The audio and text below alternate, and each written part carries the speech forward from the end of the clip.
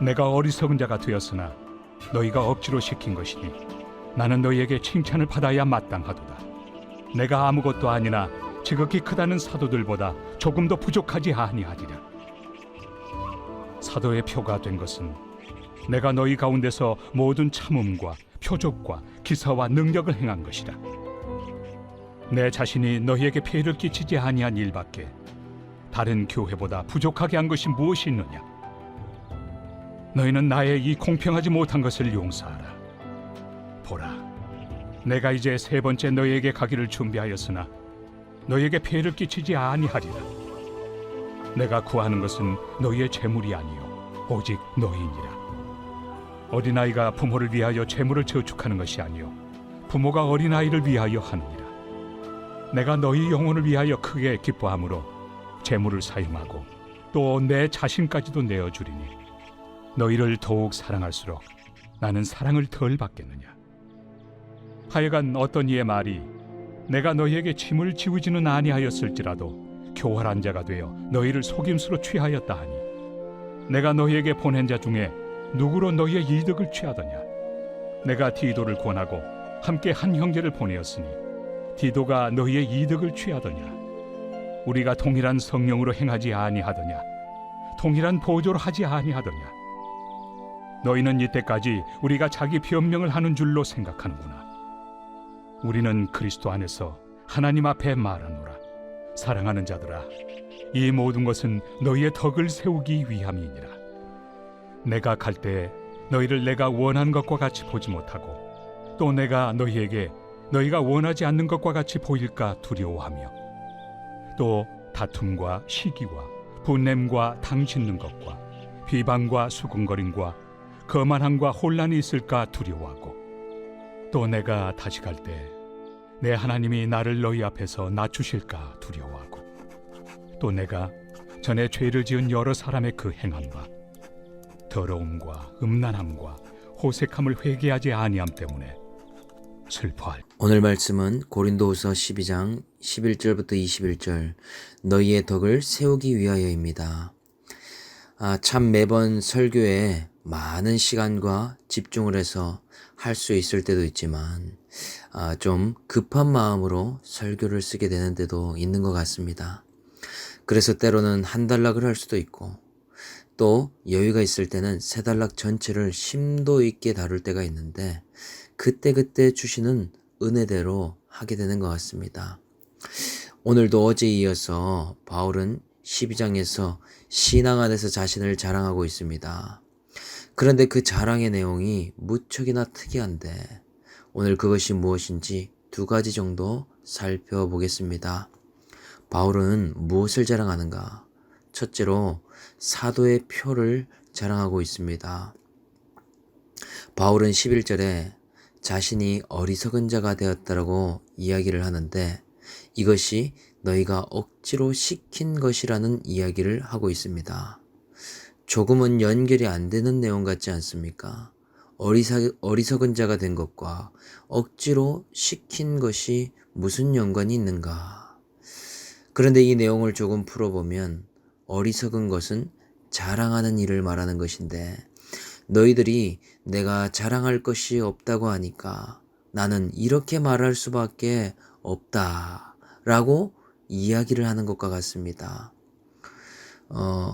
바울은 인정하지 않는 분위기에 동조하는 너희들에게 나는 이렇게밖에 말할 수 없다. 이것은 너희가 억지로 시킨 것과 같다라고 돌려서 이야기하고 있는 것이죠. 바울을 사도로 인정했다면 자신이 자랑할 이유가 무엇이 있겠습니까? 그러면서 내가 아무것도 아니나 지극히 크다는 사도들보다 조금도 부족하지 아니하니라. 여기서 지극히 크다는 사도들이 누구입니까? 이때 당시에 존경받았던 예수님의 제자 출신의 사도들을 말하죠. 특히 수제자들, 시몬 베드로, 그리고 사도 요한, 사도 야고보, 예루살렘 교회의 거장과 같은 존재들 아닙니까? 살아있는 부활의 증인이자 예수님 가장 가까이서 오래 보았던 증인들입니다. 자타공인 사람들에게 크다라고 인정받았던 사도였다는 것이죠. 그런데 이들보다도 조금 더 부족하지 않은 자가 사도 바울이었습니다. 우리가 보면 어떻습니까? 사도 바울이 더 대단한 사람이죠. 교회를 세우는 것으로 따져봐도 신앙의 거장입니다. 신약을 기록한 분량을 봐도 어떤 사도보다 훨씬 많은 것들을 기록하지 않았습니까? 심지어 노년기까지 반모섬에서 계시록까지 쓴 요한보다도 훨씬 많은 서신서를 기록한 사람이 바울입니다. 만약 사도 바울이 없다면 신약의 절반은 사라지고 편지할 교회들이 없어지게 될 정도라는 것입니다. 그런데 이런 자신에 대해서 사도된 표가 무엇인지에 대해 지금 이야기를 하고 있죠. 자신이 사도된 증거에 대해서 뭐라고 하는가? 12절에 모든 참음이라 고 기록하고 있습니다. 바울의 사역의 시작이자 끝은 무엇이었는가? 오래 참음, 이 한 단어로 말할 수 있더라는 것이죠. 이 인내가 언제 제일 많이 필요합니까? 일이나 고난의 사건에서도 인내가 필요하지만 가장 참기 어려운 것은 사람이죠. 사람과 맞대어 관계를 해나가면서 참아야 할 때가 많고 버텨야 할 부분들이 얼마나 많았겠습니까? 바울이 그러했다는 것입니다. 엉뚱한 오해를 받아야 할 일이 많았습니다. 실제와 다른 비방을 받아야 될 때도 있었습니다. 심지어 선한 의도로 그 영혼들을 깨우고 살리는 일을 하려고 했는데 이러한 대우를 받았을 때 어떤 마음이 들었겠습니까? 생색이 나기도 하고 정말 너희들을 위해서 하는 일인데 너희들이 그렇게 반응해? 하면서 다 내려놓고 싶은 마음 왜 안 들었겠습니까? 그런데 참 신기한 일이 있는 것이죠. 하나님이 바울을 사도로 택한 증거가 뭐냐? 그런 비방의 상황이 있는데도 그런 오해의 환경이 있는 가운데서도 모든 참음의 적용을 했다라는 것입니다. 그런 시간도 인내하고 그런 과정도 오래 참음으로 통과할 수 있었다라고 말한다는 것이죠. 그래서 하나님의 부르심이 있는 자들에게 나타나는 특징이 무엇인가? 하나님이 맡기신 사명을 중도 포기하지 않게 된다라는 것입니다. 내 기분 따라 접어버리지 않습니다. 감정 따라 그만두지 않게 됩니다. 왜 그런가? 주인이 맡기신 일이기 때문이죠. 청지기로서 있어야 하는 자리에 또 원하시는 역할로 중심 잡고 서 있는 것뿐입니다. 만약 바울도 옛 성질대로 했다면 벌써 그만두고도 남았겠죠. 그런데 그렇게 성품대로 하지 아니하고 믿음으로 고수할 수 있는 힘을 공급받았다라고 말할 수 있더라. 그리고 바울에게는 이것만이 표가 아니었습니다. 바울의 사역 가운데에 표적과 기사와 능력을 행한 일이 있었다고 얘기합니다. 바울의 사역 가운데에 사람들이 회개하며 예수 믿는 역사가 나타났습니다. 인생의 고통의 문제 가운데에 말씀을 듣고 거듭나고 치유받는 일들이 일어났다는 것이죠. 이것이 곧 그리스도의 신비를 사역 가운데에 보인 것이 아닙니까? 하나님이 자신을 사도로 부르시고 하나님께서 바울과 함께 하시며 사도로서의 권위를 부어주신 증거라고 지금 말하고 있더라. 우리도 우리의 가정과 직장에서 사도로 부름을 받았죠. 그런데 우리가 하나님의 부르심을 받은 증거를 무엇으로 나타낼 수 있겠습니까? 직장에서도 일하다 보면 오해받는 일도 있습니다. 또 누군가가 정말 그렇게 생각지 않았는데 나의 뒷담을 하게 되었다라는 것을 듣게 되는 일도 있을 수 있습니다.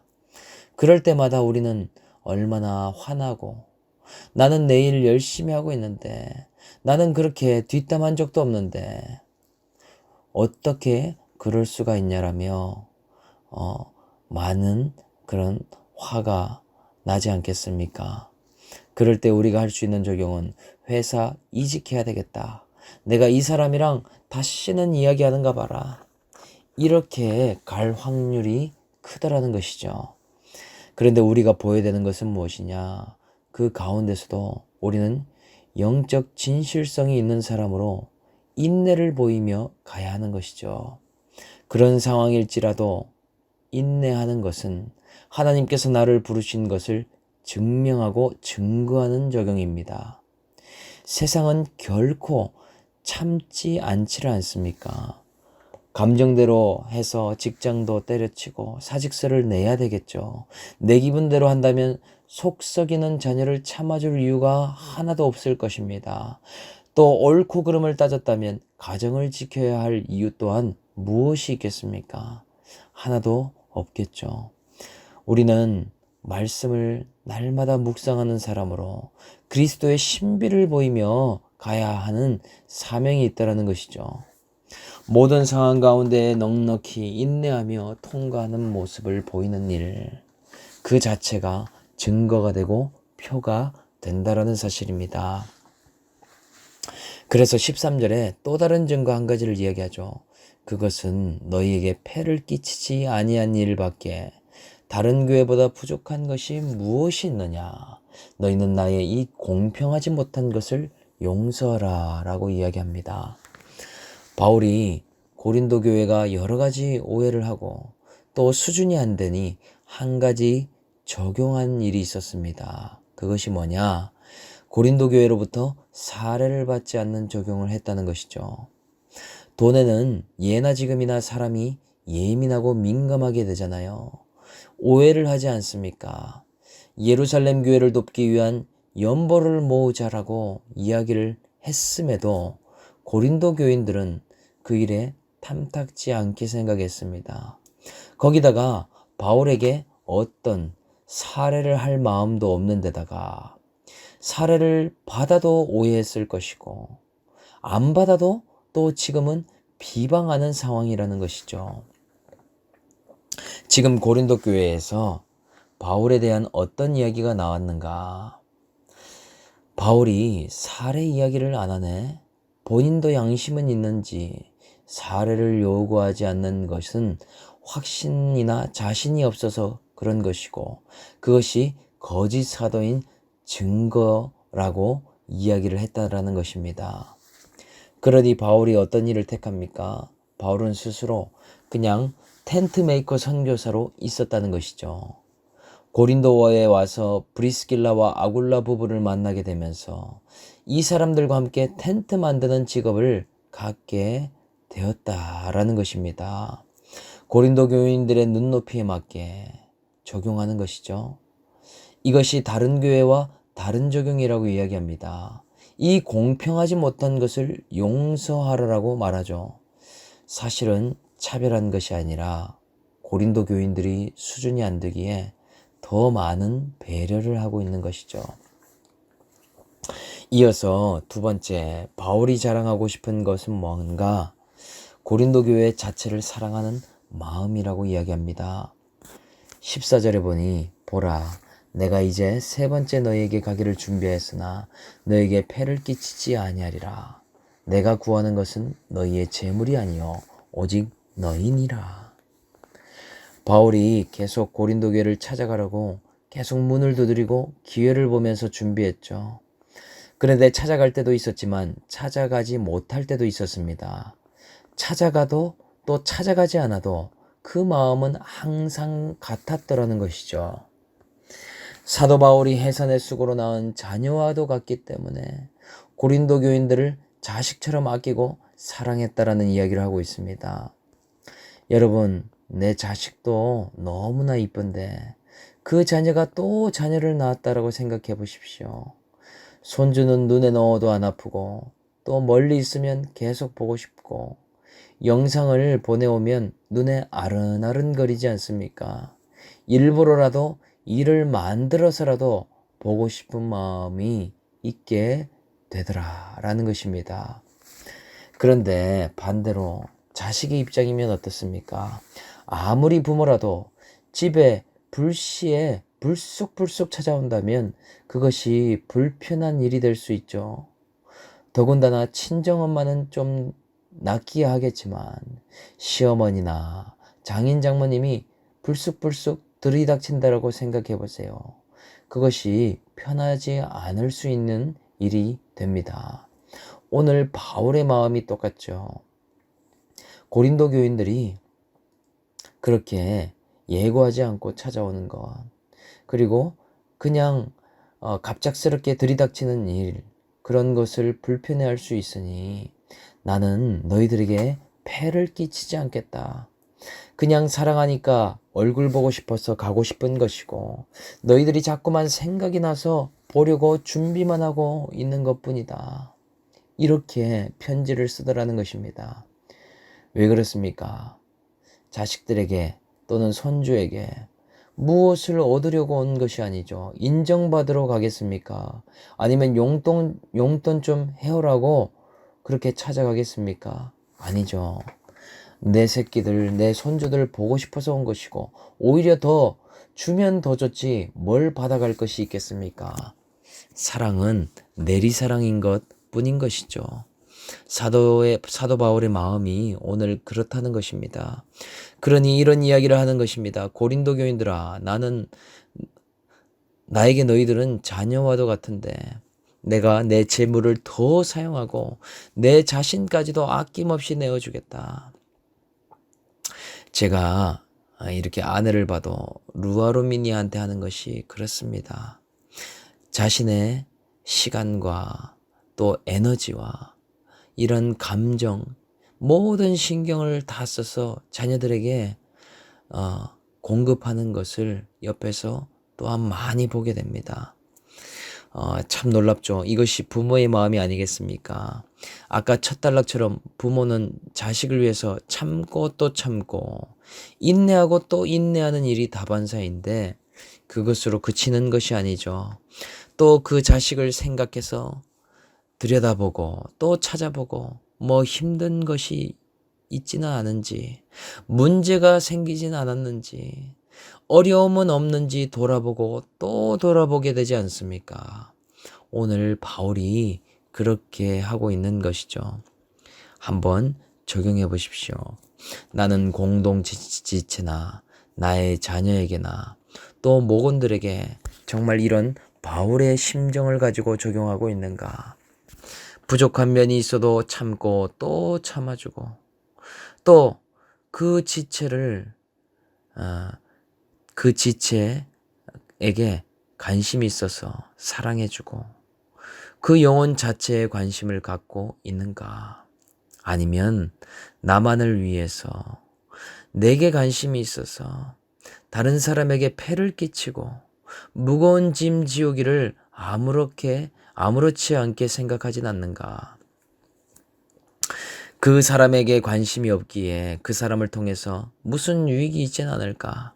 그 사람을 수단 삼아서 내가 얻을 수 있는 것은 없는가? 그런 일을 하고 있지 않은지 우리는 돌아보길 원합니다. 오늘 말씀을 통해서 정말 한 영혼을 살리고 또 오늘 공동체처럼 공동체의 유익과 덕을 세우는 일을 하고 있는가? 저와 여러분들이 오늘 본문의 제목처럼 덕을 세우기 위해서 공동체의 유익을 세우기 위해서 한 가지 적용을 할 수 있는 저와 여러분 올리브 식구들 모두가 될 수 있기를 주 예수의 이름으로 축복합니다. 아멘.